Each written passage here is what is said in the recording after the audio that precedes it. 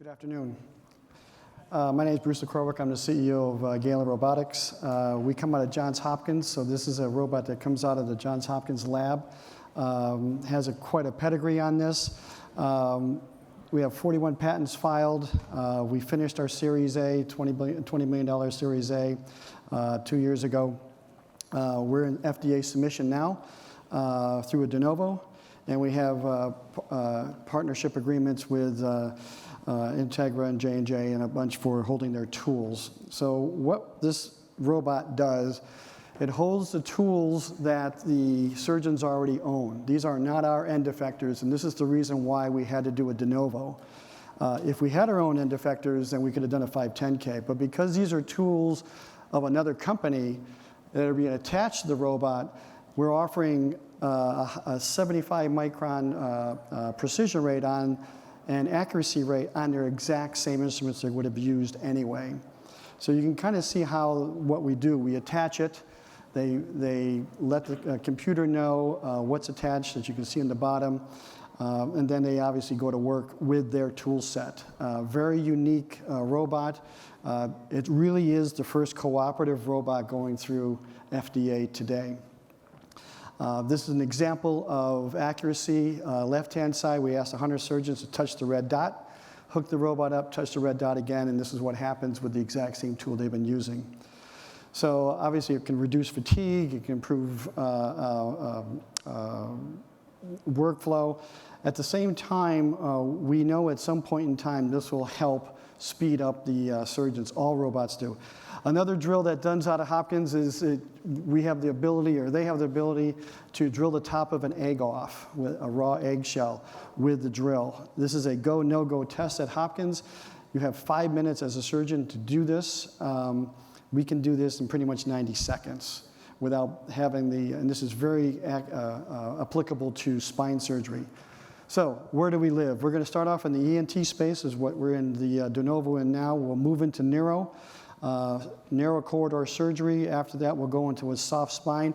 This is a huge market that we never even thought of, is the lambdectomy market of taking away bony tissue off the spinal cord. 500,000 cases done a year of this. Also, next, we're getting hit by all the cardiologists. They want us to hold their instruments for an MIS procedure, for mitral valve, coronary replacement, things like that. This is a heat map of what the surgeons want us to hold first, so we're going right to left on this, so we know what they want. We know I'm the first of 4 companies today coming up here, so there's a lot of robotic companies. For us, we're going where they ain't. So we are going into neuro, ENT, soft spine, and cardiac, where there's really no set gorilla, 800-pound gorilla in those markets. We're not even close to being a Da Vinci. We're not going that way. About $11 billion TAM estimate when you combine all those markets together. We're right here on FDA. We expect to be approved sometime in Q3, Q4 timeframe, at which time we have our hospitals lined up to go out, and then we'll do our instrument rollout. So basically, it's a software change that we have to do. The robot stays the same. I come from high tech. Basically, we're setting a platform in place. So the future of our robot is software-based. These are our collaborators who we've worked with putting this together. It started in 2010 with Hopkins. We did our deal with Hopkins, the license, in 2017. So the last 4.5 years, we've been putting everything together. Come on. This is our first set of installs. As soon as we get cleared, we will take a robot into these hospitals to get started. Soft launch. Work out our kinks, get things going, get our business model down on this. All of us have done this before. You guys can look our LinkedIn up. My board, we have Bob Langer from Moderna on board. We have Crummell from Stanford Sante Ventures. Brem, he's the chief of staff at Hopkins.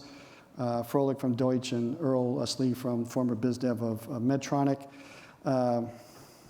My advisory board, we have Intuitive as an advisor. We have Maurice former of Mako, Matt Link of NuVasive, Facto from Earlens, and then Paducah and Marty Glick. Surgical advisory board, the only thing I say about these guys is they get paid to speak. These are guys that have been really great in helping us. We already have a draft abstract going to NASBS conference on this, of us holding an endoscope. This would be one where we'd hold the endoscope to actually be the start of what is really would be called visual navigation. We're going to take this to market as a service. So you've heard a lot about service and software and data. The biggest issues of robots today is cost. To get past some of the VAC committees, what we'll do is that we'll place these robots in, we'll charge a $750 charge. At the same time, we can do a disposable fee. We know that the reimbursement fees for usability fees is about $1,300, and we know the CPT codes for disposals is about $356. And from there, we have the applications in the future that we can do. We also know usability. We've done a lot of work on usability. A lot of hospital administrators complain that a lot of the robots sit in the hallway. Big reason is setup time. If you're going to do a 15 or a 10-minute setup time on a 90-minute case, you've lost half your surgeons in the hospital. They're just not going to do it. Also, cost per case. So we kind of know what you can charge and what we can't. If you're going to go over the reimbursement, usage does go down. And so there are things that we've worked on this here. So the individual assumptions are usage fee, disposable fee per case, maximum 160 per month we can do. Average surgeon, we guess, is about 26. And then you can have procedures months about 34. So we're starting to boil down now our projections for next year going forward of what we can do in revenue, robots placed, and number of cases. And then we break it down into our profit, where this does have a steep ramp, but it's one where it's a 747 taken off. It's not a straight rocket, which I know a lot of the investors will like, but this is not the case. So it's steady as you go. So our milestones are we will put Hopkins, Harvard, and Stanford up first when we get cleared. We know how many robots they're going to be putting in those things, and we know what kind of revenue we're going to have on this. Not a big push. We are opening up our Series B round. We won a grant from the state of Maryland to do a matching recurring $2 million match on the first $2 million of all our rounds. So right now we're looking to do a bridge round of 2 to get a Maryland 2 to get the match, and then we'll move on forward from there. And this is another one. So this kind of works where Maryland's been really great to us. We do have a matching grant coming in from Department of Housing of all places. We have a TIF program worth $10 million in tax benefit. We have we have dry powder of $600K of grants reimbursement. And we have an opportunity to take an operating loan at 3% at $10 million, 20-year capital expense, and the first payment is due in 10 years. Not a bad deal. So the financing on this is right now we're going to split the A round into 2 pieces. So right now we're just raising a small $2 million round, not even a round. We're just raising $2 million to get the match. And then we're going to be cleared hopefully by Q3, then we can go after everything else after Q3 once we have clearance in our pocket.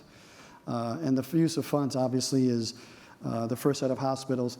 Clinical on this is not very heavy lift because it's usability studies on this. If everybody says, give me a predicate or give me a comp. So if you look at us versus PROCEP, you can kind of see what PROCEP did. They were de novo, they were how they went out. You can kind of see the number of cases and when they got approved. You can also see the return that they did. And so we anticipate to be anywhere from a 7 to a 9 to a 10x return at this juncture if you follow that comp. So that's it. Thank you very much.